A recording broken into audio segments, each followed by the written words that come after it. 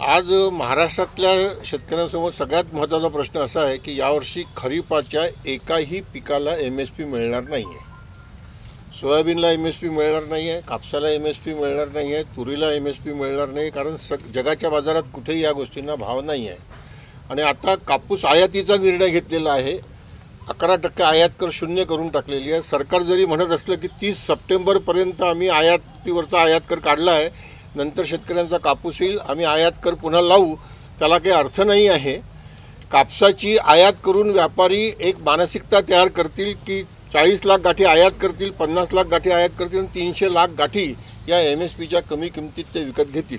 म्हणून आम्ही आज असा विचार केलेला आहे की सगळ्या पिकांना MSP अधिक 20% जी एक BJPची विधानसभेच्या जाहीरनाम्यातली घोषणा होती ती मिळाली पाहिजे. शेतमजुरांची मजुरी ही वाढवली पाहिजे, ती काही आज त्यांना परवडणारी नाही आहे. या सगळ्यांचा विचार करून आम्ही सगळेजण एकत्र आलेलो आहोत. इथे मी फक्त एक सांगतो की आज फक्त कापसावरचा आयात कर काढलेला आहे. धोका आहे की उद्या ट्रम्प साहेबांच्या दबावामध्ये दुधावरची आयात मुक्त होईल, सोयाबीनची आयात मुक्त होईल, मक्याची आयात मुक्त होईल, पोल्ट्रीमधल्या लेग्स तिथे जे वेस्ट आहेत त्याची आयात मुक्त होईल. या देशातला शेतकरी अशा पद्धतीने जर उद्ध्वस्त झाला तर भारताला शेतीप्रधान देश म्हणायचं का, हाही प्रश्न आपल्यासमोर उभा राहणार आहे. त्याच्यावर आम्ही आज चर्चा केली आहे आणि बच्चूभाऊंच्या नेतृत्वात आणि या सगळ्या मान्यवरांच्या नेतृत्वात माझ्यासारखा एक साधा कार्यकर्ता यात सहभागी होणार आहे. म्हणून आपल्या सगळ्यांना आम्ही विनंती करतो की हा जो शेतकऱ्यांचा मुद्दा आहे तो आपल्या सगळ्यांच्या माध्यमातून जास्तीत जास्त शेतकऱ्यांपर्यंत पोहोचण्याकरता आपण आम्हाला सगळ्यांनी मदत करावी. कारण मीडिया हे आज फार महत्त्वाचं आहे. मी एवढंच म्हणतो की मीडियाच्या माध्यमातून आमचे प्रधानमंत्री देशाला दिशाभूल करतात आहेत. असा प्रचार आहे की शेतकऱ्यांना खूप दिलं जात आहे आणि तरी शेतकरी नाराज काय. शेतकऱ्यांना काहीही मिळत नाही, उत्पन्न दुप्पट होत नाही आहे, त्याच्यामुळे MSP मिळत नाही आहे. MSP मिळत नाही तर कर्ज कसं परत करायचं हा वासून मुद्दा आहे. मजुरांची मजुरी जर वाढली नाही तर त्यांनी जगायचं कसं, हाही प्रश्न आहे. 5 किलो धान्यावर माणूस म्हणून जगू शकत नाही, गुलाम म्हणून जगू शकतो.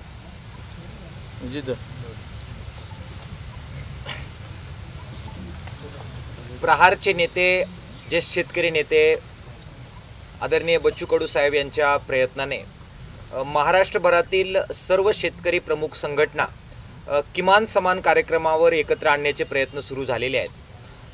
पहिली बैठक 8 ऑगस्ट रोजी पुण्यामध्ये झाली, एक परिषद झाली आणि त्याच्यामध्ये बहुतांशी शेतकरी संघटना उपस्थित होत्या. त्याच्यामध्ये काही किमान मुद्दे ठरवण्यात आले होते. त्याच्यामध्ये कर्जमाफी सर्व शेतकऱ्यांना मिळाली पाहिजे हा महत्त्वाचा मुद्दा महाराष्ट्राचा आहे. पीक विमा योजना चांगल्या प्रकारची शेतकरी हिताची आली पाहिजे हा मुद्दा आहे. जमीन अधिग्रहण महाराष्ट्रामध्ये जे होतं आहे ते तातडीनं थांबवलं पाहिजे. मग ते शक्तीपीठसाठी असेल, वाढवणसाठी असेल किंवा सुरजागडसाठी असेल, ते थांबलं पाहिजे. हे मुद्दे आपण त्याच्यामध्ये घेतलेले होते. त्याचबरोबर शेतकऱ्यांचा जो उत्पादन खर्च आहे तो कमी करण्यासाठी शेतीचं श्रम हे रोजगार हमी योजनेशी जोडलं पाहिजे. या प्रकारचे किमान मुद्दे हे पुणे परिषदेने आम्ही एकत्र केलेले होते. आज छत्रपती संभाजीनगर या ठिकाणी या संदर्भातली दुसरी बैठक पार पडलेली आहे. या समितीचं नाव या बैठकीमध्ये ठरवण्यात आलं, शेतकरी शेतमजूर हक्क समिती महाराष्ट्र. या समितीच्या नेतृत्वाखाली सर्व शेतकरी संघटना आम्ही एकत्र काम करण्याचा निर्णय घेतलेला आहे. शेतकऱ्यांचा असा एक प्रकारे आग्रह आहे, दबाव आहे की सर्व शेतकरी संघटनांनी एकत्र येऊन किमान मुद्द्यांवर, कर्जमाफीसारख्या मुद्द्यांवर तीव्र आंदोलन करावं. त्याबद्दल सुद्धा चर्चा झालेली आहे आणि सबंध महाराष्ट्रभर 5 मोठ्या परिषदा घेऊन सर्व शेतकरी संघटना आणि नेत्यांना एकत्र करत पुढच्या 1 महिन्यामध्ये प्रचंड जनजागृती करायची, जबरदस्त तयारी करायची आणि हल्ला बोल एक मोठा हा मुंबईला करत सरळ धडक मारायची, अशा प्रकारची चर्चा झालेली आहे. या आंदोलनाच्या तारखेचं घोषणा बच्चू कडू साहेब या पत्रकार परिषदेमध्ये करतील. आम्ही सर्व संघटनांनी ठरवलंय की किमान समान मुद्द्यांवर प्रचंड ताकदीने एकत्र येत शेतकरी शेतमजूर हक्क संघर्ष समितीच्या नेतृत्वाखाली महाराष्ट्राच्या शेतकऱ्यांच्या मागण्या धसास लावण्याचा संकल्प आजच्या बैठकीमध्ये झालेला.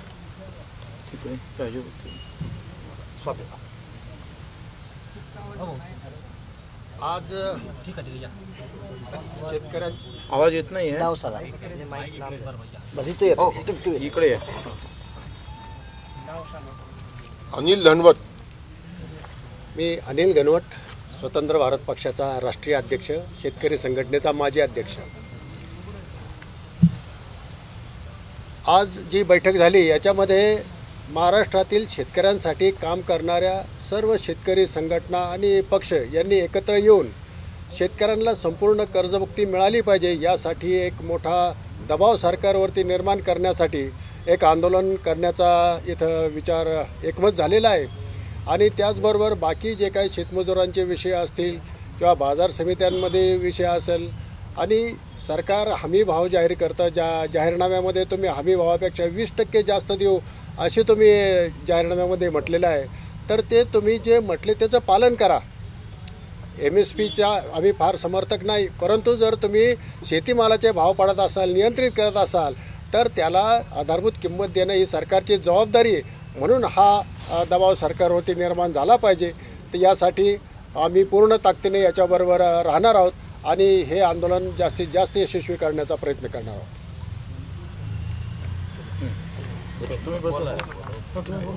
या इकडे या. तुम्ही बसू ना, मी उठतो. तुम्ही बसू ना.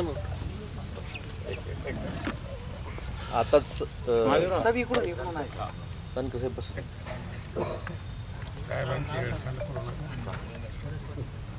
आता सर्व मान्यवर मंडळींनी सांगितल्याप्रमाणे पहिली बैठक ही पुण्यात पार पडली. आज दुसरी बैठक छत्रपती संभाजीनगरला पार पडते. शेतकऱ्यांच्या हक्कासाठी सर्व शेतकरी संघटना, सर्व पक्ष मिळून शेतकऱ्यांच्या हक्कासाठी रस्त्यावरील लढाई करण्यासाठी ही परिषद आहे.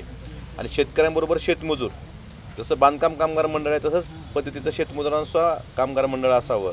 शेतकऱ्यांची कर्जमाफी असेल, GST असेल, जी सरकारनं, भारतीय जनता पार्टी सरकारनं जी आश्वासनं दिली होती, 7/12 कोरा करण्याची आश्वासनं असेल, भावांतर योजना लागू करण्याचं आश्वासन असेल किंवा GSTचं अनुदान स्वरूपात परत शेतकऱ्यांना द्यायचं आश्वासन असेल, ह्या सगळ्या आश्वासनाची जनजागृती करून एक धडक मोर्चा या सर्व मान्यवरांच्या नेतृत्वाखाली शेतकऱ्यांचा मुंबईला न्यायचा आणि त्यासाठी वेगवेगळ्या भागात परिषदा घ्यायचा हा या ठिकाणी ठरलेला आहे. आणि यासाठी राजेश टोपे साहेबांनी सांगितलं, आम्हीही उद्धव बाळासाहेब ठाकरे या पक्षाच्या वतीनं सर्व शेतकऱ्यांसोबत हे आंदोलनात राहणार आहोत. भाऊ बोलत ते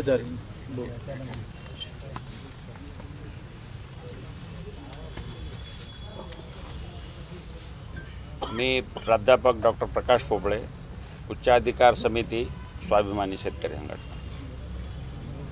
ही आजची जी छत्रपती संभाजीनगरची बैठक झाली आणि त्यामध्ये सगळ्या शेतकरी संघटना सामील झाल्या आणि एक जे काय आपले कर्जमुक्ती आहे, MSPचं आहे, हे सगळे विषय आहेत. या विषयावर एक जे लढा उभारण्याचं आपण ठरवलेलं आहे आणि त्या वेगळ्या विषयावर चर्चा झालेली आहे. आणि याच्यानंतरचा लढा हे सगळे मिळून एकत्र येऊन आपण लढणार आहोत.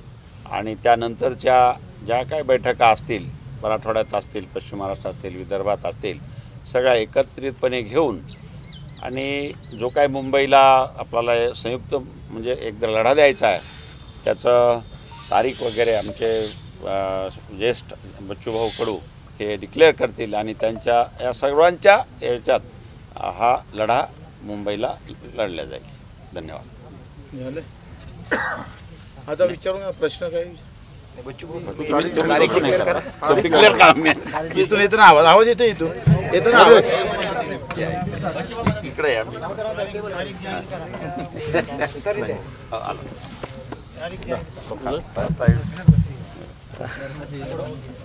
खरं तर रायगडला पहिलं उपोषण आम्ही केलं होतं आणि त्याच्यानंतर मुख्यमंत्री महोदयांनी एक बैठक एप्रिल महिन्यात घेतली होती. या सगळ्या मुद्द्यावर त्यावर चर्चा झाली, इत्युक्त आलं आणि नंतर मात्र काही कारवाई झाली नाही. नंतर उपोषणानंतर पुन्हा पालकमंत्री बावनकुळेजींनी बैठक घेतली. बावनकुळे साहेबांनी त्याच्यात सगळ्या प्रश्नाला कर्जमाफीच्या बाबतीत समिती नेमू किंवा हमी भावाच्या बाबतीत असेल, सगळे आश्वासन लिखित स्वरूपात आमच्याकडे आहे. त्यांनी होकार पण दिलेला होता, पण फक्त होकार दिला. इव्हन सभागृहामध्ये दिव्यांग बांधवाचा 1000 रुपये मानधन वाढण्याची घोषणा झाली, GR निघाला नाही. कर्जमाफीच्या बाबतीत समिती तयार करू आणि इतरही सभासद घेऊ, त्याचा अध्यक्ष अजूनपर्यंत नेमला नाही. म्हणजे अशी एकंदरीत अवस्था आहे. अशा प्रकारची ही सगळी अवस्था असल्यामुळं आत्ता आम्ही 2 तारीख आम्ही दिली होती मुंबईच्या आंदोलनाची 2 ऑक्टोंबरची, परंतु आता हे सगळे जण सोबतीला आहे. पहिले होते आताही आहे, पण आता मोठा काळ सगळ्या महाराष्ट्रभर तुम्हाला माहीत आहे जातीपाती धर्माचं राजकारण आहे. प्रत्येक गावात पक्षाचे गुलाम आहे आणि ते गुलाम राहावं, पण ते पक्षाला जास्त महत्त्व देतं, बापाले कमी महत्त्व देतं. आमचं म्हणणं आहे बापाले महत्त्व जास्त द्या, पक्षाला थोडंसं नंतर द्या. आणि त्याच्यासाठी हे सगळी संयुक्त आमची तयारीला वेळ लागणार. म्हणून 28 ऑक्टोंबरला आम्ही थेट मुंबईला घुसणार आहोत, मुंबईत जाणार आहोत आणि तिथं जेथपर्यंत प्रश्न निकाल लागत नाही तोपर्यंत आमचं आंदोलन मुंबईत हे आंदोलन कायम राहणार. ते आंदोलन आम्ही सगळ्यांच्या वतीनं सगळ्यांच्या नेतृत्वात, खरं तर शेतकरी मजुरांच्या नेतृत्वात हे आंदोलन होईल. आम्ही नेतृत्व केल्यापेक्षा याचं नेतृत्व शेतकरी शेतमजूर करेल. कारण आता अवस्था अशी आहे, आपत्ती आहे, अजून काही पंचनामे झाले नाही. इव्हन काही ठिकाणी तर असं झालेलं दिसतं का जिथं त्या सत्तेतला आमदार असेल तेवढेच ते पंचनामे करा, बाकीचे सोडून द्या. अशाही काही गोष्टी उघडकीस येत आहे. अतिशय गंभीर बाब आहे. नैसर्गिक आपत्तीत मरतं शेतकरी, कर्जमाफीमध्ये अधिक पुन्हा त्याचं मरण आहे, हमीभाव त्याला भेटत नाही. आणि उलट आम्ही पाहतोय का काही गोष्टी आपण आयात करून त्याला पूर्ण संपवण्याचा प्रयत्न होत आहे. शेतकरी अतिशय मजूर असेल, शेतकरी असेल, प्रचंड अडचणीत आलेला आहे आणि त्याला दिलासा देण्याचं काम निश्चितच आमची ही समिती केल्याशिवाय राहणार नाही, हा आमचा दावा आहे. तेच आता मोर्चा आंदोलन कसं आहे, आखरी तिथं गेल्यानंतर काय करावं लागेल ते आपण ठरवू. आता तर आम्ही तिथं जाणार आहोत. आता तिथं कसं जाणार आणि तिथं त्यांचा काय प्रतिकार येणार, कसं होईल त्याच्यानुसार होईल ना. कोणासारखं म्हटल्यापेक्षा हा नेहमीचाच आंदोलनाचा नेहमीचा प्रकार असतं. मुंबईत आंदोलन म्हणजे ते एका प्रकारचं असं म्हणता येणार नाही. तुमच्या अनेक आंदोलनांना सरकारने आश्वासनं दिल्यानंतर आंदोलन तुम्ही मागे घेतली, अजूनही तुम्हाला अपेक्षा आहे किंवा सरकारवर विसंबून असणार आहात? तुम्ही कसं आहे, त्यानंतर न बोलणारं सरकार बोलायला लागलं की आम्ही कर्जमाफी देऊ भाव. पहिले तर ते म्हणत होते अजितदादा आम्ही बोललोच नाही. मग त्यांना आम्ही पुण्यात घेरलं तर ते म्हणे नाही आता आम्ही विचार करू. त्याचे होईल. हा रेटा वाढला, लोकांचा रेटा वाढल्याशिवाय ते येणार नाही. आणि तुमच्या बातम्या आल्याशिवाय तुम्ही दाखवलं तर त्याला अधिक महत्त्व येते. नाही, आम्हाला हा प्रश्न विचारता तुम्ही, हा प्रश्न देवेंद्र भाऊंना विचारा ना की त्यांनी 6,000 रुपये सोयाबीनला भाव देऊ असं मोदींनी आणि त्यांनी विधानसभेच्या वेळेस म्हटलं की नाही म्हटलं, मग ते का पूर्ण करत नाही? रघुकुल रीत सदा चली आई, प्राण जाई पर वचन न जाई. रामाला मांडणारे का खोटं बोलतात विचारा नाही त्यांना सर, आम्हाला आनंद वाटेल. जाहीरनाम्यात लिहिलेले विधानसभा निवडणुकीमध्ये कर्जमाफीचं आश्वासन देऊन भाजपनं मतं घेतली, कर्जमाफी काही केलं नाही. पण आता परत जिल्हा परिषदेच्या निवडणूक आहे, त्याच्यामुळे हे समितीचं नाटक, पुन्हा लोकांना कर्जमाफी देणार असं सगळं चालू आहे. आता ते त्यांचं काय चालू आहे तो तर नंतरचा भाग आहे. आम्ही काय चालू करावं हा आमचा भाग आहे. आता तुम्ही काय दाखवावं हा तुमचा भाग आहे. पण आता आम्ही आमचं चालू ठेवणार आहोत. शेतकऱ्याच्या प्रती आम्ही प्रामाणिक आहे. आमचा देवच शेतकरी शेतमजूर आहे, त्याच्यासाठी आम्ही भांडू. शरद जोशींना सोडून गेलेले सगळे शेतकरी संघटनेचे नेते आता एकत्र आलेले दिसत आहेत. पूर्ण वेळ एकत्र राहणार का? कारण काय आहे, शेतकरी संघटनेला शाप आहे, थोडी शक्ती वाढली की ते राजकीय पक्षाच्या वंशाला लावून बसतात. तुम्ही आम्हाला एकत्रित राहण्याचा तुम्ही प्रयत्न करा. आम्ही एकत्रित राहिलो पाहिजे नाही का? हा प्रश्न मोठा. नाही राहू, आम्ही प्रयत्न करू. मुद्द्यासाठी तरी राहू, राजकारणात नसलो तरी.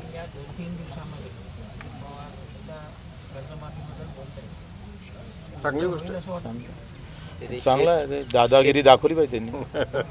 ते दादा विसरलो जाऊ, दादाच्या समोर दादा लावाव का अधिक दुसरं लावावं हेच समजून नाही राहिलं. शेतकऱ्यांचा जो रेटा वाढतोय हे परिस्थिती अशी निर्माण होईल की यांना बाहेर निघणं मुश्किल होईल. त्यामुळे ते आता बोलतायत, ते आता घडाघडा बोलू लागतील. आणि तुम्ही सगळ्या शेतकऱ्यांनी जर साथ दिली, शेतकरी संघर्ष समिती आम्ही एकत्र राहिलो तर त्यांना कर्जमाफी करावी लागेल.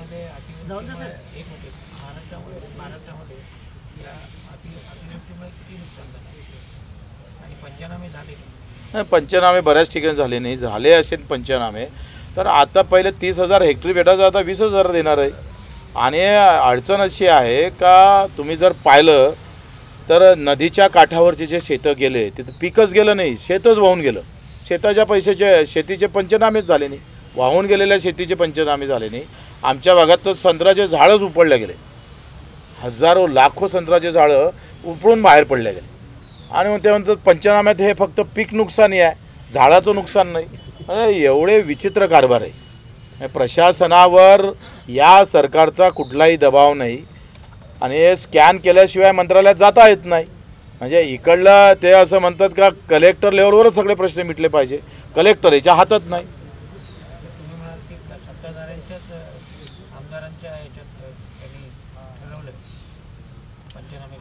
काही ठिकाणी तर असं आहे का हे एवढंच घ्या, तो आमदार सांगतोय म्हणजे काही नुकसान झालं ते 16, हे एवढं घ्या, मी सांगतो ना हे घ्या.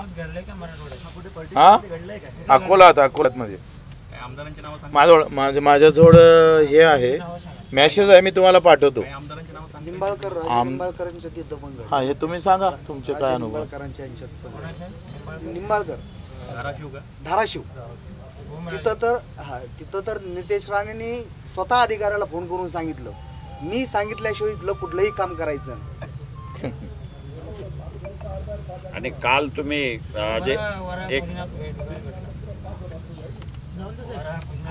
एक कालचं नांदेडचं सांगतो ना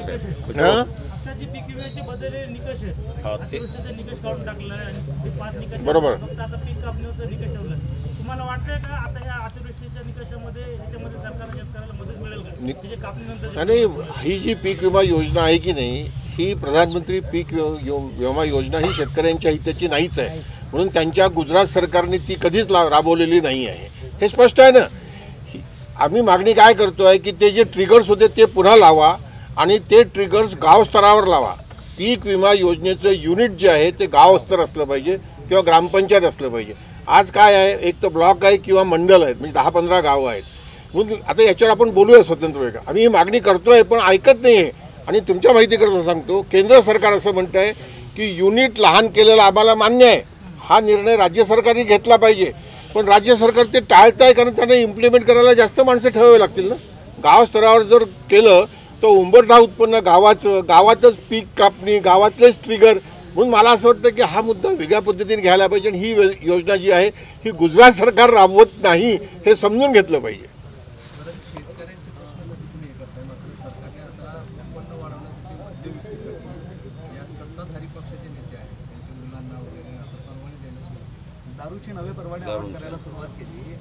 कोणाचं उत्पन्न वाढवायला?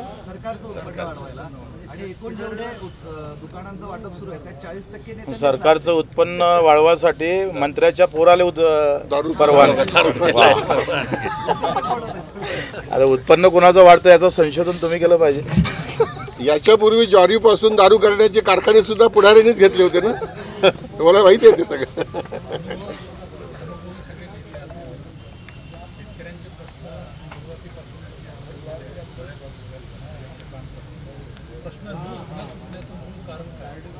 राजकीय इच्छाशक्ती नाही. त्याला एक कारण मीडिया पण आहे, तुम्ही पण आहे, दुसरं कारण लोक पण आहे. काय झालंय, तुम्ही एक लक्षात घ्या का शेतकऱ्याच्या मुद्द्यावर राजकारण झालं पाहिजे. ते जे राम मंदिरावर जेवढ्या ताकदीनं झालं ते व्हायला पाहिजे, त्याचं काही हे नाही. पण शेतकऱ्याच्या मुद्द्यावर राजकारण होत नाही. आम्ही शेतकरी मतं मारताना हे विचार करून मारलं ज्या दिवशी सुरू, आमच्या आंदोलनाची गरजही नाही.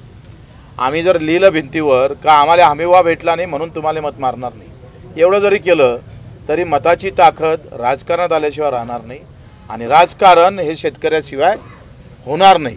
याचं कारण हे आहे का आम्ही जाती पाती धर्मात व्यवस्थित आमच्या राजकीय पक्षानं गुंडाळून ठेवला आहे आणि त्याच्यामुळं बाहेर निघणं त्या सगळ्या ह्याच्यातून फार कठीण जातं. कसं आहे, एखाद्या जातीचं राजकारण करणं परवडलं, धर्माचं करणं परवडलं, पण हक्काची लढाई नेहमी जगामध्ये मागं पडलेली आहे. कारण ती हक्काची लढाई ही अर्थकारणाची आहे. इथं जातीभेदापेक्षा लोक अर्थकारणामुळं मेलेले आहे, अर्थभेदामुळं मेलेले आहे. अर्थभेद हा फार महत्त्वाचा आहे जातीभेदापेक्षा. पण अर्थभेद असा आहे का आज तुमचे कॅमेरेवाले आहे यांना भेटणारा पगार आणि तुमच्या संपादकाला भेटणारे पैसे याचा ताळमेळ लावा ना तुम्ही पण आंदोलनात उतरणार.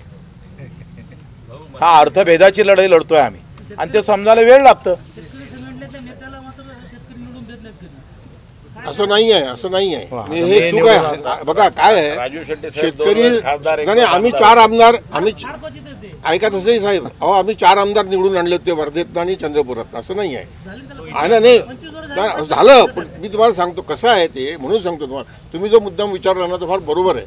शेतकरी हिताच्या अर्थकारणाचं राजकारणच नाही आमच्या देशामध्ये. मी तुम्हाला परवाचं उदाहरण सांगतो. स्वामीनाथनांचा आयोग लागू करा, संपूर्ण देशातनं मागणी आहे ना. परवा स्वामीनाथनांच्या जन्मशताब्दीला नरेंद्र मोदी साहेब आले होते उद्घाटन करायला. 45 मिनिटं भाषण केलं त्यांनी. त्या पूर्ण भाषणात त्यांनी स्वामीनाथनांच्या शेतकरी आयोगाचा उल्लेखसुद्धा केलेला नाही. केवढी उपेक्षा आहे या देशामध्ये शेतकऱ्यांची. शिवराजसिंग चौहान होते, त्यांनी सुद्धा केलेला नाही. म्हणून मला असं वाटतं की बच्चूभाऊ जे म्हणाले ते बरोबर आहे. जोपर्यंत या देशात शेतकरी शेती हिताच्या अर्थकारणाचं राजकारण होत नाही तोपर्यंत शेतकऱ्यांचे प्रश्न सुटत नाही. नंतर म्हणतो ना मी शेतकऱ्यांचा मुलगा आहे. काय ते सगळे ते ऐकून तुम्ही हे जर झालं असेल तर तुम्ही जरांगेच्या आंदोलनाचे खूप मोठे साक्षीदार आहात गेल्या वेळेचे. मला वाटते हा शेतकऱ्याचा विषय आहे. याला तुम्ही शेतकऱ्याचे मुलं आहे. याला माझं काय मत आहे का त्याच्यासाठी आपण पेशर पत्रकार परिषद घेऊ. तुम्हाला बोलायचं असलं ना आमच्याबद्दल प्रश्न विचारत तर आम्ही सांगू तुम्हाला. पण आता आम्ही शेतकरी म्हणून बसलो आहे, मजूर म्हणून बसलो आहे. शेतकरी ओबीसी आहे, शेतकरी मराठा आहे, शेतकरी हिंदू आहे, मुसलमान आहे, दलित आहे, सगळंच आहे आणि तुम्ही पण शेतकरी आहे. त्या शेतकऱ्याच्या याच्यावर माती पडू नये एवढं सगळ्यांनी समजून घ्यावं प्लीज. ओके धन्यवाद.